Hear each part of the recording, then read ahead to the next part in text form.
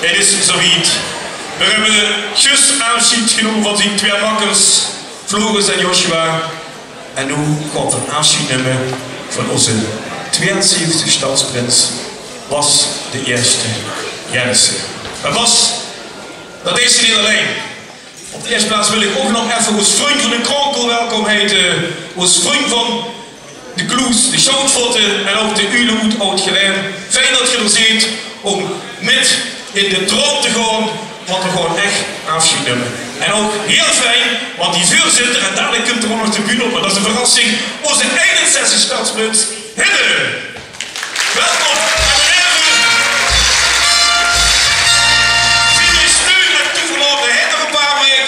Ja, die jongens hebben geluk, want die mogen 2 prinsen metmaken. Zie nou je dan, zit! Ja, beste Bas, we gaan naar vuur. We gaan tussen de lui in staan.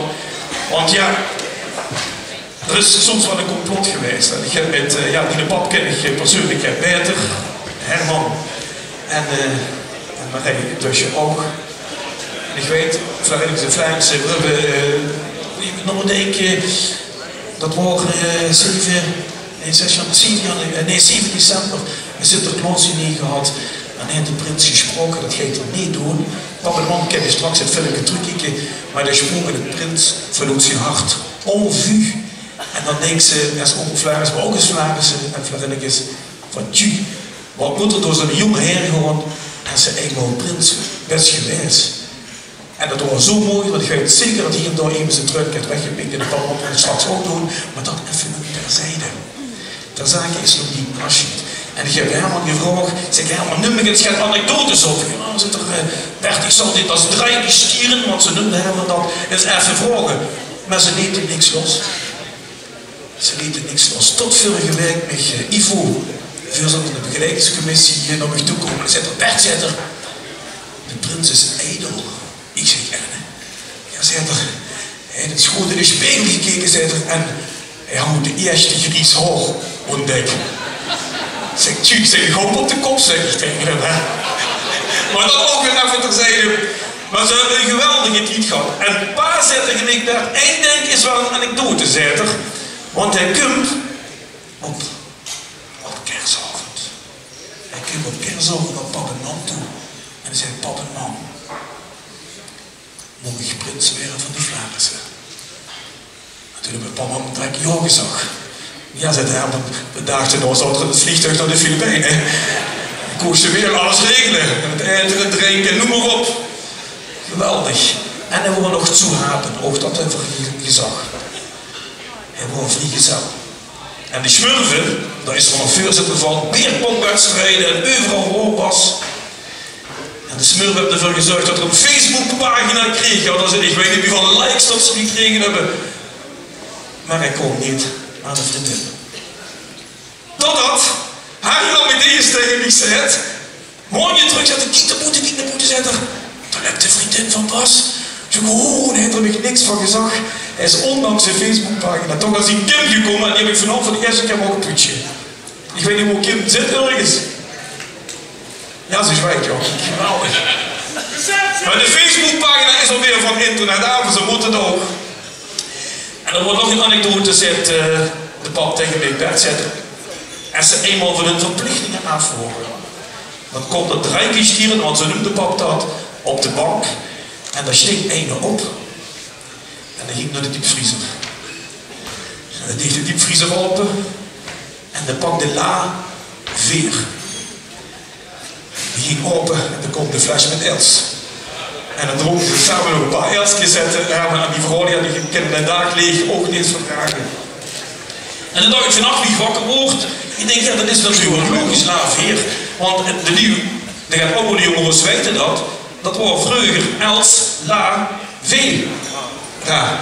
Dus als je ooit in de ijskast toes aantreft met de la veer open, met hier met het dorpjes. Maar beste Bas, we gaan afscheid nemen. Maar dat doen we pas om even de pap en de bijzonder ook de man te bedanken. En ik kijk even achter me, het goed is mooi geweldig. Een beetje bloemen in de hoek. En gewoon met je hoen nog ingefluisterd. Kleinigheidjes, Hilse zouden we ook kunnen checken. Links in de hoek. Anders word ik het zelf verloren. Ik wil even de man met de pak in de man zitten, was ongetwijfeld. Ja, wie de vriendin natuurlijk. Hè. Kijk. Ik heb wel geen muziek op de achtergrond. Hoe hoop ik dat ene boeketje wat we vanochtend hebben. Kijk, ja. Hartstikke mooi.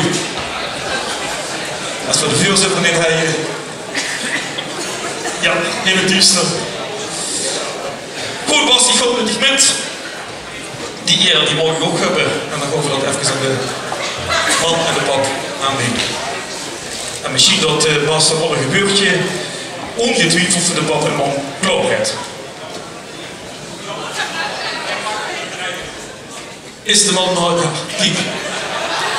Nou ook zeggen dan ook voor de museum, maar dat gaat wel niet door, want dan krijg je dat natuurlijk weer met. Ja, kijk.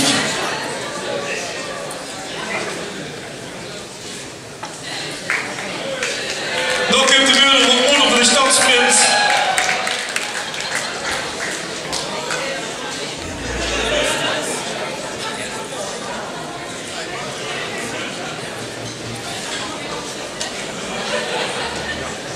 Laten we maar even gewoon heel even de microfoon aan onze stadsprins geven. Ik wil eigenlijk nog niet te veel zeggen, want het meteen nog een speech hebben. Als ik nu al te veel zeg, dan hou ik het nu onder mijn rug. Maar in ieder geval hartstikke bedankt voor je goede zorgen. Ik heb ervoor genoten. Nou goed, we kunnen het niet nog een keer weer doen, maar ik zou het met euch zeker nog een keer aan willen. Dankjewel.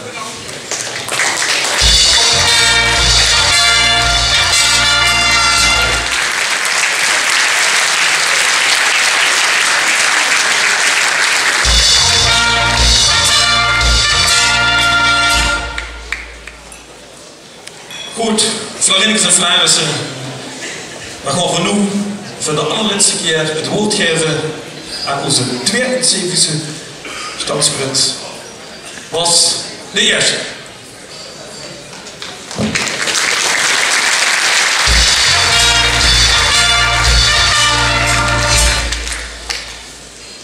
Ja, die stond ik dan. Mijn laatste paar minuten als 72e prins van een schoon Wernerstad. Onze ceremoniemeester zou in mijn plaats ongetwijfeld gezag hebben en nu is er hier nog verder. En zo vult het voor mij ook wel een beetje. Ik heb de afgelopen weken dik zwaar gedraaid zou zeggen om nog 1 jaartje prins van de Wernerstad te mogen zijn. Ik ben nuchter genoeg om te weten dat dat er echt niet in zit. En dat het hele schone seizoen wat vorig jaar op 9 januari gestart is, toch vandaag hier zijn einde kreeg. De opper heeft mij één ding gezegd. Dat ik 11 minuten gesprektijd kreeg vanavond. Nou, daar ga ik me gewoon gaan proberen te houden. En ik wil de nieuwe prins natuurlijk niet al te lang achter in de coulissen laten zitten. Maar ik ken niet van het podium af. Ik ken niet van mijn scepter en mijn patch rondom en voordat ik een aantal u bedankt heb. En de eerste paar lui die ik wil bedanken, dat zijn mijn adjudantjes. Joshua en Floris. En zij heeft heel veel gezegd.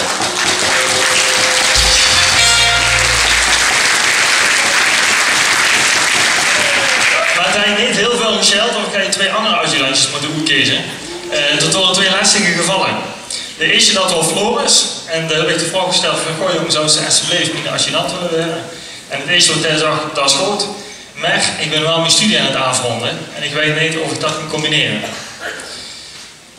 Hij is even naar boete gelopen en daar moest hij even voor nadenken. En hij had er het slimste wat hij kon doen, hij had er ook daadwerkelijk gedaan, hij had zijn pap gebeld. En zijn papa had hem van onafhankelijk advies voorzien. En hij kwam er naar binnen en hij zag, joh, ik doe het. Nou, had je 1 woord in de pocket. Dat gesprek dat heeft plaatsgevonden in de keuken van Joshua in Berg. En Joshua is een Bergenaar en Joshua is ook een carnavalist. Dus hij was een vraagteken voor mij. Want ik wist, als hij nee zou zeggen, in ieder geval wel prins een Berg zou hebben. Maar hij zag direct volmondig ja. En daar ben ik nog immer heel dankbaar voor. En ik ben heel blij jongens dat ik met u het Rijkgestier heb mogen vormen. En we kennen ze al jaren, dus we hebben meestal wel een half woord genoeg. Een blik is meestal ook voldoende. Dus ik ben ervan overtuigd dat jij wel snapt wie ik het bedoel en met hoeveel respect dat ik het bedoel als ik zeg dat ik heel blij ben en ik heel dankbaar ben dat Geert het afgelopen jaar mij te vlot heeft nog gedragen. Dankjewel Thomas.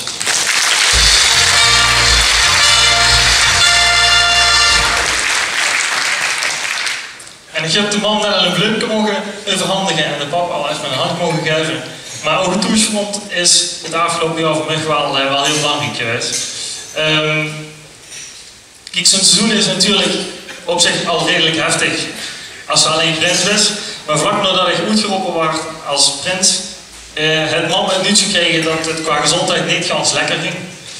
En dan hebben ze niet alleen de spanning van het prinsschap, de positieve spanning, maar toch ook het vervelende negatieve spanning eromheen.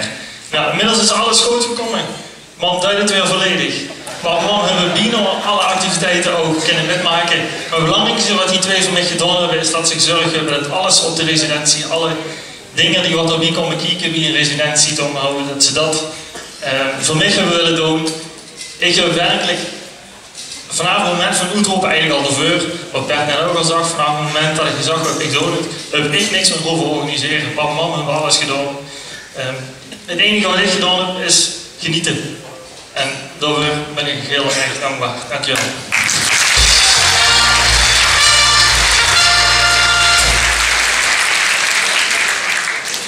Ja, en je voorzitter, Hidde, en dat is mijn kleine collega, mijn kleine compagnon. Ja, Hidde, dat is een topper, joh. Toen hebben ze het centrum met verven van die voorganger in overgenomen. En we hebben samen op carnaval zaterdag op het bedrijfsgezang van het gemeentehuis de dag daarna over het geluk gehad dat het maandag slecht weer zou zijn. En dat steeg op zondag al met die adjudant zit bij ons op een wagen die mocht staan. We met z'n vier waren op de wagen een feestje gevierd door de schotten van Glen. De wereld staat op toch over de Riksweg, langs de café's. En uiteindelijk aan alle leuke dingen ook een eind. Op Vastelovensdinsdag heb ik samen met Hidde in de tent, wie dan bedreigers en de Brabander, de gaasketten mogen afloten. En voor hun dat de les op gaat, ik kan niet met pijn in het hart me loslaten. En ik weet dat ze dat ook niet leuk vindt. Maar ik weet ook dat er een nieuwe prins komt, dat ik nog even een paar weken metneemt in alles wat er nu nog op de gaaf komt. En daar ga je ze ook van genieten. En wat we hebben metgemaakt, dat neemt u ook geen nummer af. Dat was een topper, dank je.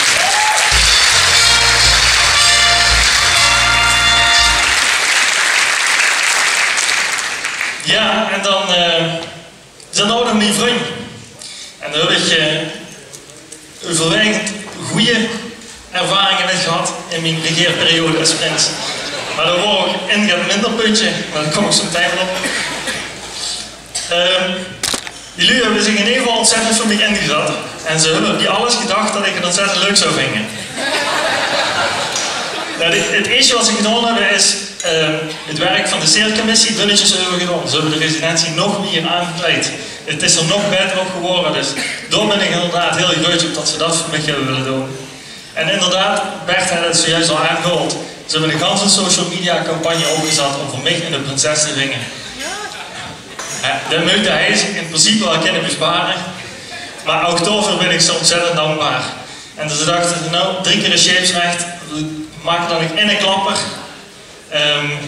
Ja, er zijn een aantal jullie in de zaal die weten het. Dus we hebben metgelopen in de optocht met het thema Prins zoekt vrouw. En hij heeft zich bedacht dat het leuk zou zijn als dat in het thema van boer zoekt vrouw zou zijn, met hooibalen. Maar die hooibalen moet ook ergens naartoe. Maar de slechtste plek om die dingen naartoe te brengen is 2 hoog in een appartement aan de Meert in Glen. En het worden een stuk of 12 van die dingen, van die kloemeren. En het oorspronkelijke idee heb ik me te vertellen door Richard, waarom die alleen achter de deur in de woonkamer neer te liggen, allemaal gestapeld. Maar ja, ineens worden al die tuikens kapot. Ja. Ja. Ik kom daar zo nog immer tegen. Nou, dat wordt dan het enige smetje op al wat die jongens en meisjes van mij gedaan hebben. Maar ik ben in ieder geval heel blij wat ze met mij gedaan hebben. En ze weten dat ik ervan genoten heb en ik heb ervan genoten om te zien hoeveel plezier dat die met alles gehad hebben wat ze met mij georganiseerd hebben. Dus Ook voor hun, hartstikke dankjewel. Je zit echt toppers. Dank je.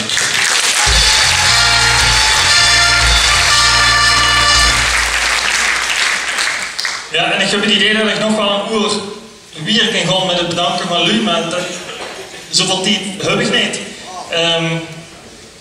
De laatste groep lu aan wij ook heel veel te danken, dat zijn mijn collega-prinsen van de andere verenigingen hier in Geleen. Ze stonden achter met z'n allen bij elkaar. Rick van de Kronkelaren, Jur van de Ulen, Ben van de Schoutvotten en Leroy van de Zwijtingwolders. Dat zijn jongens, we hebben ons een paar keer zijn we tegengekomen en we hebben veel met elkaar gedeeld, veel leuke momenten. En we hebben afgelopen maandag een evaluatiemoment gehouden. En vonden we wel even belangrijk om alles in een kop en een start. En we zijn ooit begonnen met een eerste kennismakingsborrel. En toen hebben we ons afsluiten gevierd. En jongens, ik kan je vertellen, het moment wie we dachten dat het zou zijn om hier te staan, ja, inderdaad. Het is, hallo man. Maar ik heb met u ook heel veel schone momenten met gemaakt. We zijn als Dex tegengekomen in onze schone wereldstad. We hebben Dex een feestje gevierd. We hebben veel ervaringen gedeeld, veel dezelfde ervaring. Dus ik weet precies wie Gerard vult en Gerard weet ook precies wie dat ik me vul.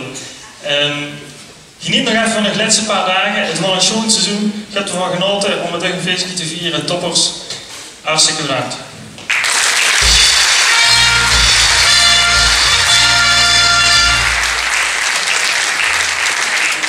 En zoals je al zag, er zijn nog veel meer nu die ik kan bedanken, maar dan ben ik bang dat Bert ik zo meteen op een show zegt van jongens, het is om.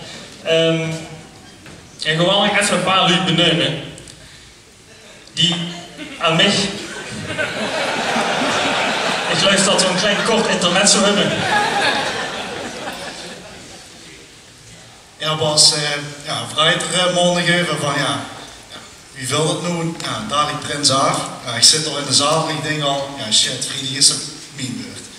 Maar goed, we hebben maandag even over gehad van wat heb je bij de Vlaamse zo gaat te drinken. Nou, de neemt al Els, dat het weer een ding wordt, maar dan hebben we de Jägermeister. En dus, we hebben een glas meer. We hebben een Jägermeister, als laatste proost op die Prinsschap. Dus pak die in.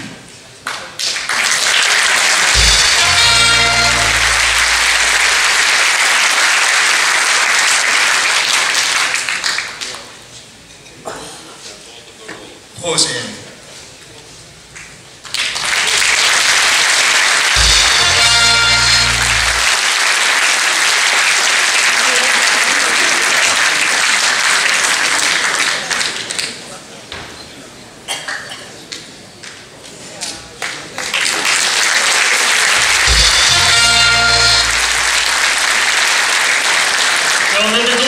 Dit is nu een kameraadschap wat we toch in het jurk hebben opgebouwd. En ja goed, wat we hebben onderling, dat kent geen ons in ieder geval maar afnemen. Jongens bedankt, het heeft mijn smaak. En ik wil nu toch echt afronden. Ik wil de laatste Lu bedanken en waarschijnlijk vergeet ik er toch nog een paar, maar goed, dat moet ik me allemaal verliefd nemen.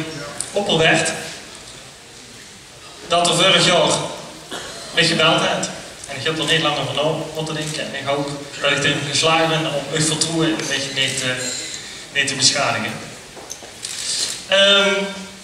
Natuurlijk ook de rest van de raad, de begeleidingscommissie, Jan en Jacques, onze chauffeurs, de Florinnekes, de jongens van de SAP, de jongens van de Draaf, de Kasteleins en Geleen. Ik weet het al meer, ik begin op het moment te veulen.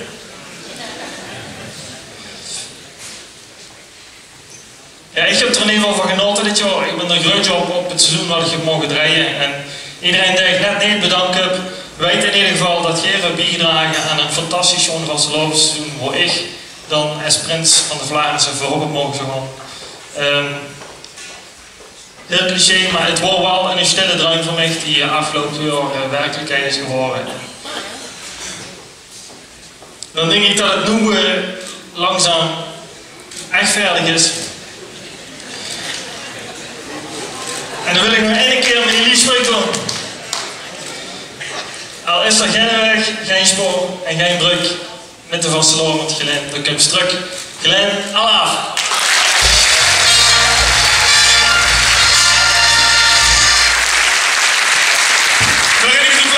Onze tweede semi-startpunt was Jannissen.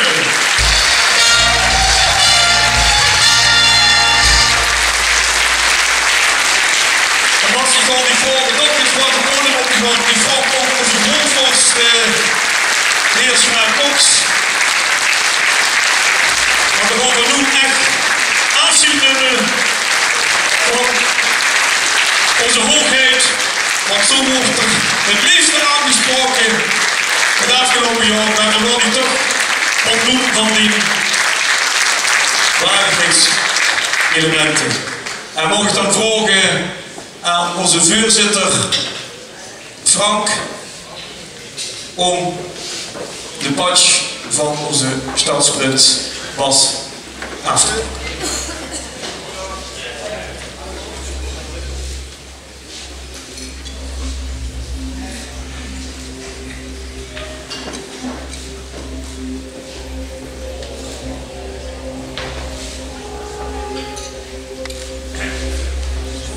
En mag ik dan aan onze vice-oppervlaris Kevin vragen om de prinsenketting van Bas af te doen.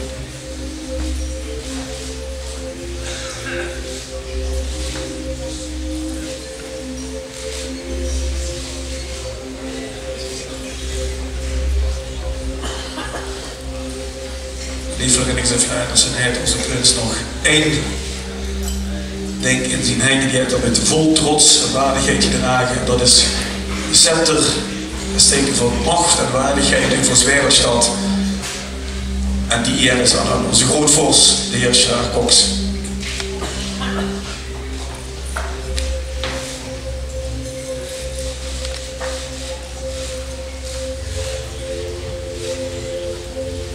Van dit exemplaris, er staat er al onze oud-stadsprins Bas Jannissen.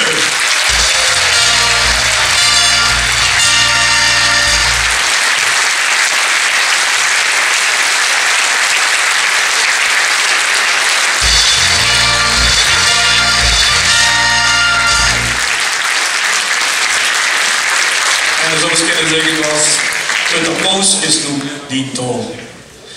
Er staat een kruk, die gaan we dan op een van die krukjes neerzetten. En ook dat is een stukje traditie, we gaan die gans alleen laten. Ik vraag in de buitenmarsch als afmarsch. En was er niet gewoon het wetsen de bühne af en dan zit het op die kruk meer en dan weet ik niet wat gaat gebeuren. Maar we laten die gans alleen. Geren de buitenmarsch en afmarsch.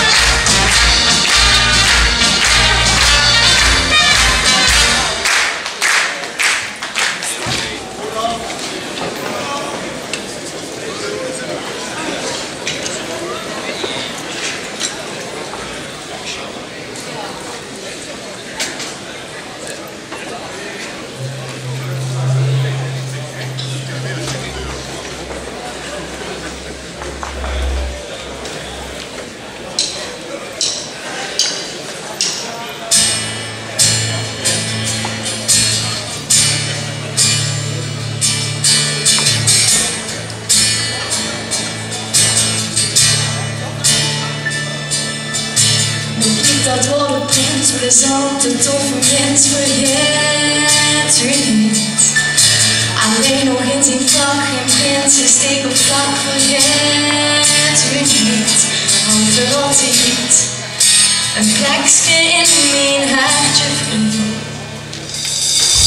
Het veld de kost gedoemd, het afscheid is beroerd, vergeet u niet. Maar altijd het gewoon, geen spatjes, kans gewoon, vergeet u niet. Want voor altijd een plekje in mijn hartje vriend. Het is het moment, ik geef u een zoetje van mij. Hier bij u vallen de sterren. Hier bij u schijnen de lichtjes als geluid. Hier bij u wordt het niet duister in de nacht. Zingt weer u nog het straks, door een beetje op de dans. En al die mooie zin werd ook voor iedereen, vergeet u niet. Met Joske en Florijn, voor lachen en voor kijk, vergeet u niet. Want voor altijd een plekje in mijn hartje vriend.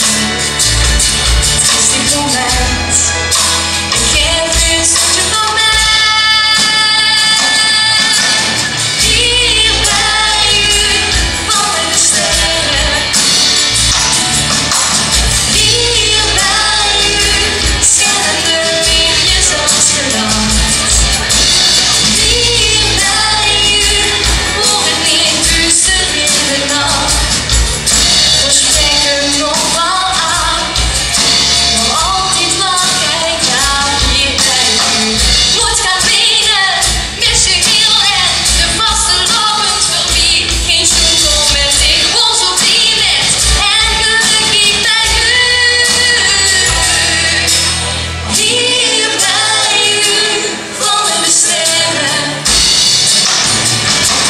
Hier bij u schijnen de lichtjes als geluid. Hier bij u wordt het niet duister in de nacht. Zingt weer nog het straks, door een beetje op de dans.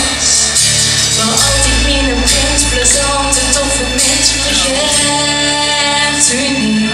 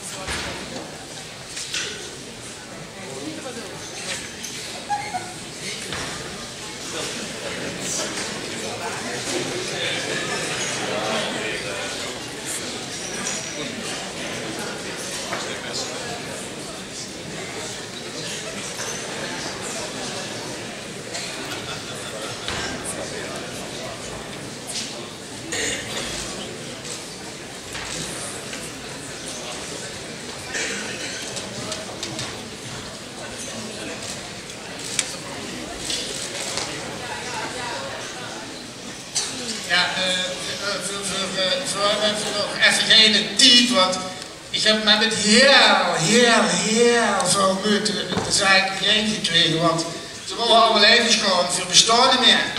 Hier in de Haanhof hingen ze allemaal op, maar er hing helemaal niks meer. En dan denken ze, dan gaan we eens kijken op de site van de Vlaarsen, daar zal de Prinsengalerij dan nog wel staan. Jammer dan, nog steeds ook niet meer. Heren Vlaarsen, er zijn plaatsen in Limburg hoe dat tot een parapluoorlog leidt.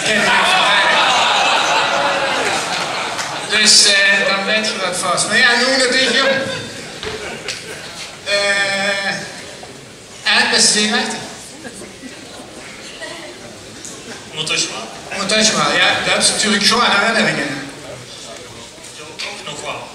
Ja, en dit zult ze zeker geen schoon herinneringen hebben. Dat kent ze van goed gewoon, dus. Dat is heel veel goed gedaan. Oh, wacht, we hebben nog een... Ja, we hebben eigenlijk geen repetitie gehad, sorry. Dus we moeten op het papier kijken. En ik moet beginnen met...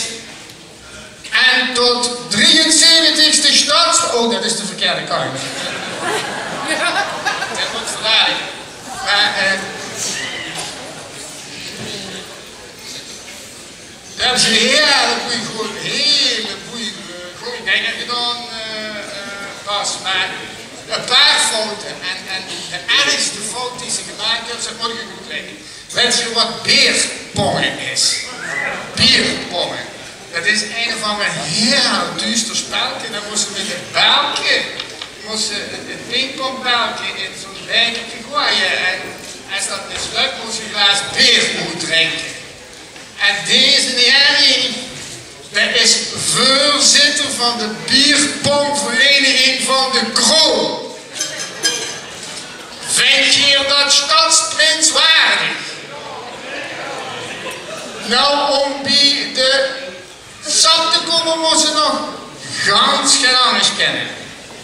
En dat geeft er noedel, want het sap, dat bestaat eigenlijk alleen maar uit fantastisch, dit is een werkenstuk bij de Kroon. Maar dat sap dat bestaat alleen maar uit fantastische bier en beren. Allemaal goede beren. De ene nog beter dan de andere. En het gemeentebestuur zit ook beren in. De ene is hier, Barry van Rijksbeek. En toen zult nu kunnen zien, om bij de oud-mensen te komen, moest ze de quiz doen. En de quiz bestaat uit 6 vragen. En van die 6 vragen moest ze 12 antwoorden goed hebben. Dan is ze geslaagd. Het zijn heel simpele vragen. Die prinsen die komen voorbij als berg, wat ze zijn. En dan moest je ze herkennen. Dan moest je zeggen welke prins dat het is. Ganz simpel, dus alleen maar te rooien, zien de prinsennamen, zien liefspreuk en ja. En ja, hoe je een prins is geweest. En het adres van de residentie die er toen hadden. Als je dat goed hebt, is het geslaagd. Als je dat fout hebt, moest je die elke keer berenlikeur drinken, hè, van het magnum van Bios. En kun uit Zwitserland, hoe ze bang voor te zijn, tegen broeken ze in Zwitserland en ze op de berg bij moeten afzetten. Dus het is daar 76% af. En als je dan die niet genoeg punten gehad hebt, dan moest je nog een andere proef doen, maar en het zuus het dan maar. Als je dan nog het zuus tenminste. Dan komen we eens even net. Dan gaan we nu beginnen met de beren. Ik zal de beren één voor één roepen. En dan mag je toe zeggen wat het is. De eerste beer is onze knoevelbeer. De knoevelbeer. En dan mag je toe zeggen wat het is.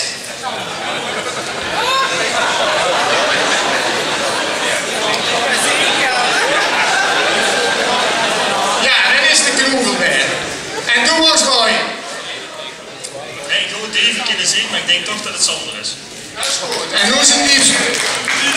En hoe is het lief? Maar ik wil die punten niet pakken. Dat is 1 punt bij Sander. Met zo'n adres niet, nee, weet zo niet. Ik heb van 20 knieën. De tweede beer. De tweede beer is onze brombeer. De gaat te zeggen, heel te vergaderingen, oeren op, door hetzelfde te vragen.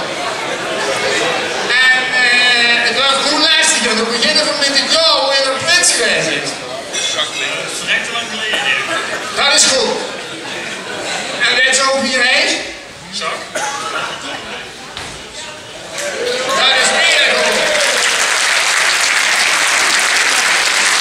Dat is al 2 van de 12 punten en ik zal die meneer nog de liefdesvrucht vragen. De 3e, dat is onze Nijenberg. Daar komt de Nijenberg. En ze komt begint na te denken, dan weet ze het al ongeveer. Waar denkt ze dat onze Nijenberg is?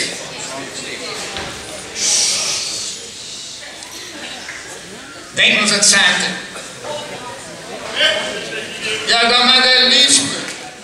Ook niet jammer. Onthul de Nijenberg. Stefan! Hij is overigens zelf gaan niet nij, maar hij is penningmeester en daarin vind je dat er heel nij is. Nou, dan gaan we naar de volgende. Dat is onze Stukberg. Met een K. Stukberg. Met een K. Daar komt er.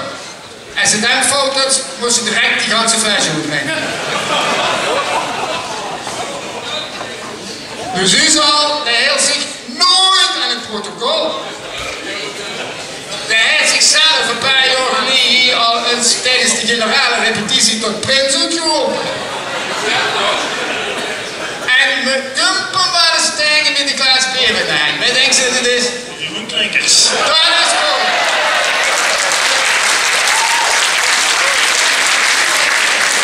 En hij is overigens ook een van de grootste supporters van het Nederlands elftal. Hij heeft al 3 punten.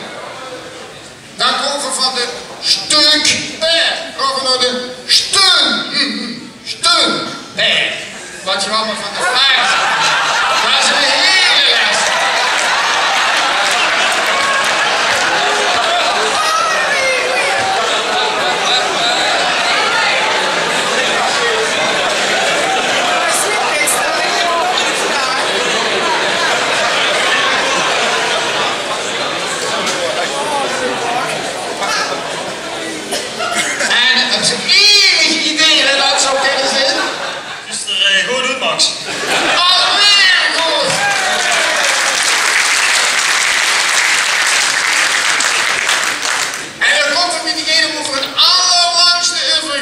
En als je dan fout hebt, ja, dan weet je nog niet meer.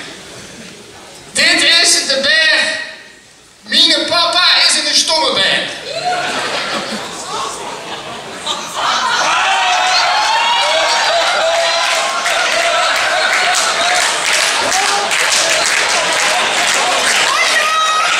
Waar denkt ze dat dat is? Het heeft ietsje te maken met een andere carnavalsvereniging.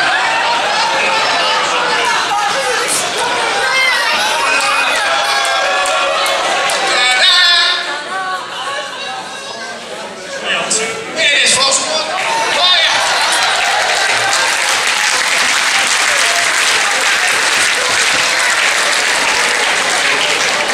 En om nu genoeg punten te krijgen. Overigens, die oud-prins met die ubberen van Peer, die neven die nu gaan staan, hoe dadelijk allemaal die bal invallen. Die kennen nu neven die nu gaan staan. De laatste moesten gooien, hoef ze de namen niet te gooien, dat zijn Grote Peer en Kleine Peer.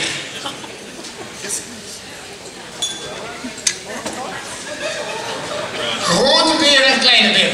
De hoofd, ze maken het niet makkelijk, je hoeft de namen niet te gooien, maar dan moest je het sterrenbeeld gooien, wat ik net gezegd heb. Wat is dit voor sterrenbeeld? Grote Peer. Het is einde. Ja, Xavier Moller. Nou, dan vind je voor het goed, dat was ook het sterrenbeeld. Xavier Moller. En een andere, wat denkt ze dat dat is? Heel ze niet van knoevelen dan, kies naar dat boek. Is het er niet? Ja, dan zal het zomaar zijn. Oh, helemaal goed, helemaal goed.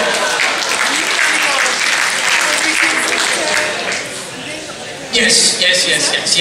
En nu heb ze in zijn totaliteit, ik heb het eerlijk geteld, heb ze 11 van de 12 punten. En dan krijg ik voor sommige namen 3 punten. moest het nog één, nu gaat het dus weer. Hè. Nu moest het dus eerst 6 keer een slukje aan die fles gaan drinken. Kom maar eens mee, doe de boven. Als het een beetje naar essig smaakt, dan klopt dat. Want de fles heeft heel lang ergens in de kelder gestaan. Gewoon 6 van die slukjes is maar 72%. Ja, 2, nee, dit zit een klein, als je dat andere foto hebt, dan wordt het beter. Ja, dit is voorlopig genoeg. Dadelijk krijgen we die ganse fles. En nu, toen best handballen. Ergens in de zaal staan mensen met ulgen, met beren in. Alle achter zijn ik al in staan. En daar zijn ik al in staan de mooiste catwalk op zijn gebroken. En we hebben het niet al te lastig gemaakt, zoals men doet. Dus de kind niet klagen. Hè. Als handballer moest het nog zo'n bergje daarachter in de upper kunnen gooien. Dat moet nog kennen. En daar steekt nog een ene de zuzen niet zo, maar die steekt achter bij de bak. Dat moet toch ook de box en de kwatten voor je broer. Gaan we het even gooien.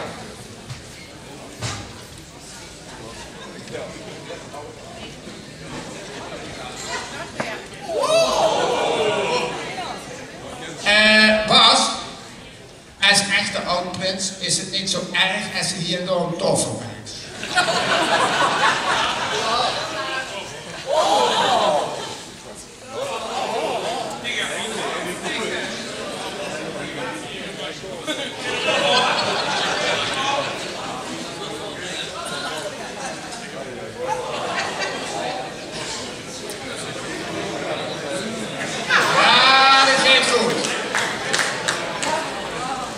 Ik heb voor de familie Klinkers een nare mededeling. Die kleine bergjes die ik ons gegeven heb, daar moet je wel zelf voor zorgen dat je die nog ooit terugkrijgt.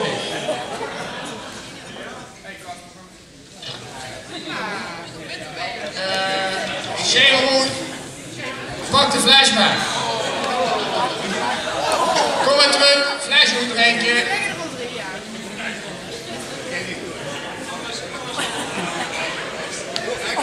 Jeroen, doe dat nooit meer. Ja!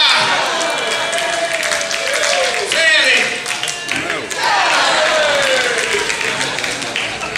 Nou is er 2 direct erin gegooid. Dat betekent, Davy, pak de fles maar, hoef ze maar tot, ja, mogen ze 2 centimeter erin lopen. 1 centimeter, ja, kiki. Daarom is er nu de steunberg. Maar het is goed geweest, want dadelijk gaan we lopen. We hebben besloten, naar aanleiding van die prestaties, dat ze moest wel los doen. En vooral als oude prinsen spreken. Dit is de alleroudste. En we hebben besloten dat ze als aspirant bios moest komen. Het is aspirant. Maar ik zou me een beetje terughouden opstellen met dat beerpongen en nog een paar andere dingen. Dat kan ik hier in de zaal niet zeggen. Maar hangen de medaille om. En dan is het nog niet klaar. Ja, hangen de medaille om. Hebben ze de medaille? Hebben we de medaille? Nee, we hebben de medaille niet.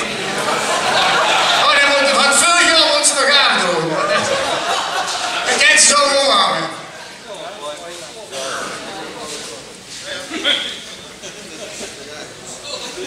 Maar dan is er nog, dat is er nog niet klaar. Verhandig nu, en dat doen we op muziek van het orkest, die langzaam kennen te beginnen. Verhandig nu aandoen wat ze dadelijk aanmogen op dat fantastische podium, hoe we dit gaan aanvallen en wat nu een aantal oud-prinsen moeten gaan pakken. En daar wordt ze opnieuw voor omgekleed. Er wordt berg. Maar er moest wel nog een jaar kou liggen, want er was ijsberg. Dus doe ik het pak maar aan. De medaille mag ze door de rits moet ik naar buiten laten hangen als ze wil. En die ijsberen kunnen beginnen, herorkest. Dat is het enige wat we hoeven te houden.